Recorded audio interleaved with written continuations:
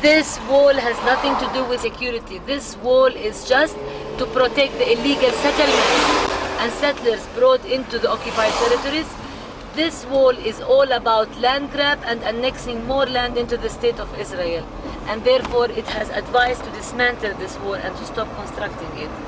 And today, even the Israeli announced policy is proving that the advisory decision of the International Court of Justice was right to the point, that this wall is all about land grab.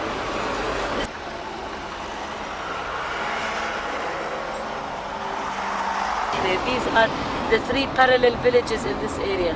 You have around 70,000 people living in those 3 parallel villages behind the wall with no access to the nearest city like Jerusalem, even for health services, not just for education services. And you can imagine the daily suffering of minimum the pregnant women even.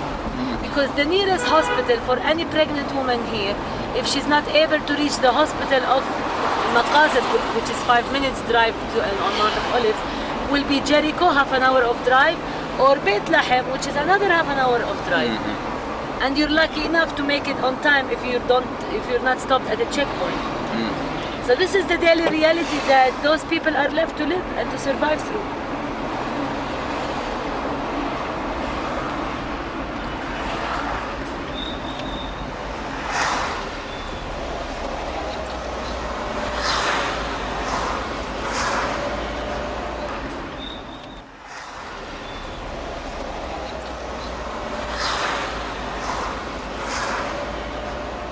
And according to the Israeli plan, they will have 33 terminals in the country that will serve the entry into or out of the different ghettos. And the joke now in the country is that instead of having a 2-state solution, we're getting 33-state solution. And even the famous Israeli journalist Akiva Eldar, he wrote an article one time saying, we're getting a 5-state solution, getting the West Bank into 3 cantons and Gaza as a canton by itself, plus the state of Israel. But now, if you're looking into the reality and all the different terminals they are implanting at the entrance of every ghetto and canton, I believe we're getting a 33 cantons, 33-state solution, where every canton should survive on its own. The bottom line, they don't want us in this country. They want to make all realities and facts on the ground to prove their lie to come true, that they came to a land with no people for people with no land. They couldn't believe that they came to a land with people, and they want to hide that fact as much as they can. And they have the power and the US power to help them. Of course, the Christian Zionists in the US are helping them for their own reasons. And the Israelis accept that ally for their own interests and reasons. And the human beings are lost in the middle for the sake of imperialism and craziness and military power. I don't know where they are leading us.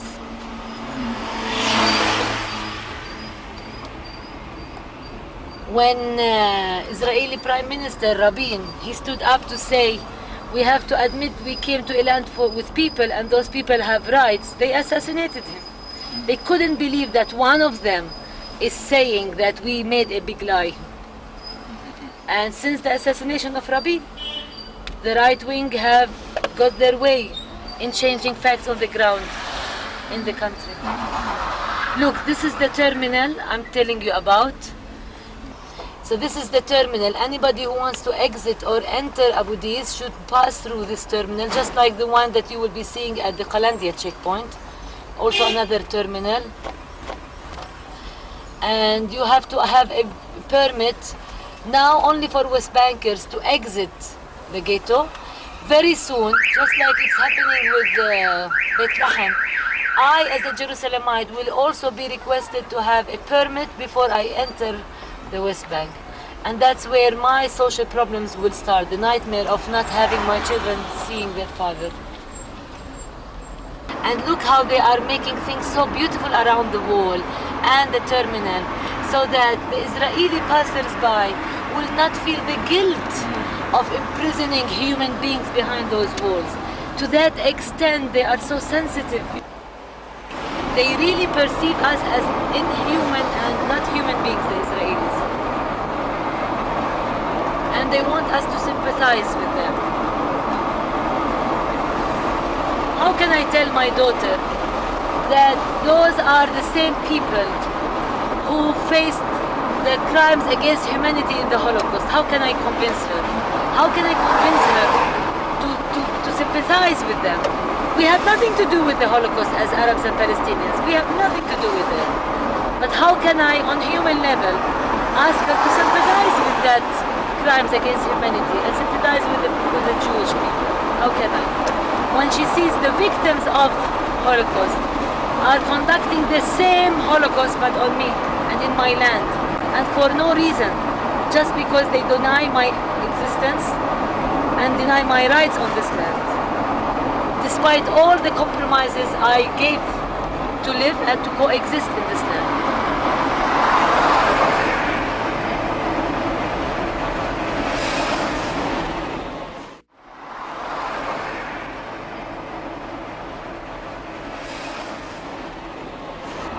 This state is going towards apartheid, and in very quick steps. This is apartheid.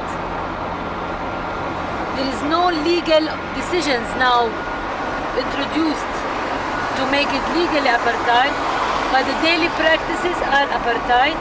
The outcome of the land confiscation, of the building of the wall, of the ghettoization of the Palestinian people, of the masters, making the settlers the masters of the land, is a process towards legal apartheid. You like it or not, that's the circumstances now. Now look, this is the wall from the other side. We are in the West Bank now, Terry. Yes, we are on the West Bank, we're on the other side of the wall. And it took us half an hour to reach the other side of the wall. So we were standing just behind this wall half an hour ago. Oh, this is the same mosque. The same mosque on the other side. Exactly. Oh.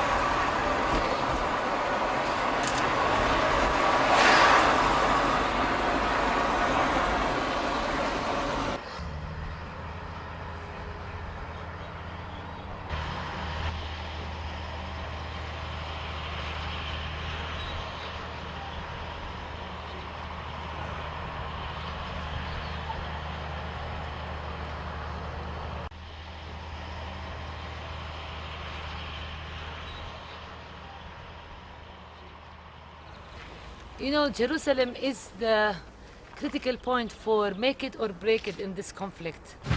All what's happening around Jerusalem, the realities that they are establishing, where they are Judaizing the city and denying the people's rights, you know, the historic people's rights in this land and in this city mainly, is going to introduce us to a period where there will be not just a third intifada, probably a third war. Because Jerusalem is a focal point in this conflict. It's not just for the Palestinians and it's not just for the Israelis. This is a city, an international city of peace. Either we make it or we break it here.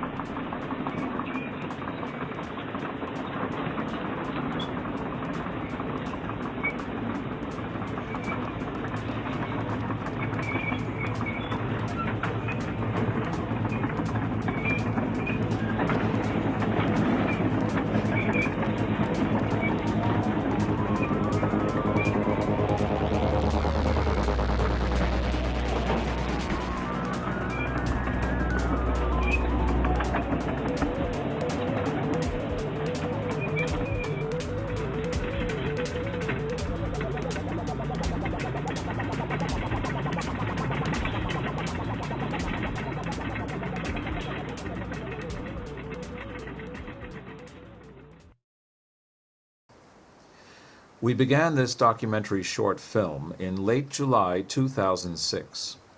This was the time that the Israeli-Hezbollah 34-day war and invasion of Lebanon commenced. It was also at the time of the Israeli siege in Gaza. Earlier in 2004, we made a filmed documentary called The Israeli Wall in Palestinian Lands.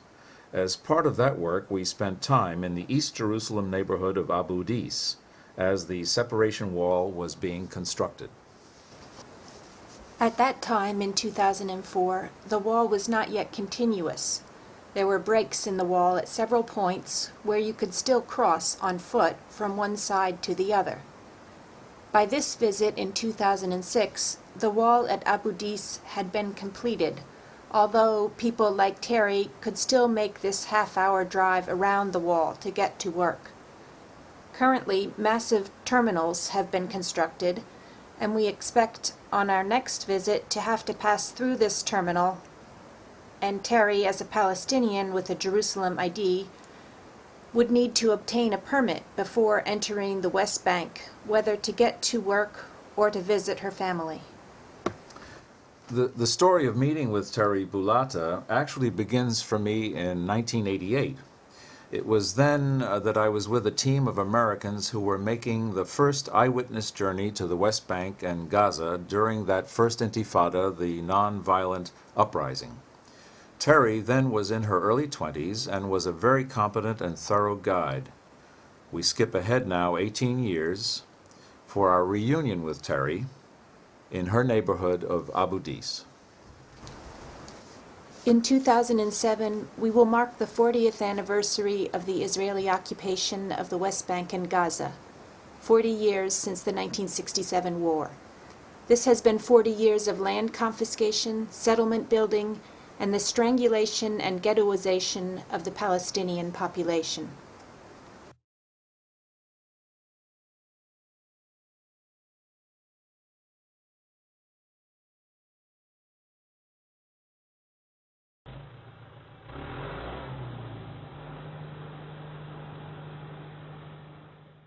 To watch more documentaries and interviews about the Middle East, visit the Alternate Focus website, alternatefocus.org. Watch the video of the week right from the homepage. Or click on the link under Watch Our Shows online. Look through our catalog of programs, select the one you want to see, and watch it for free. alternatefocus.org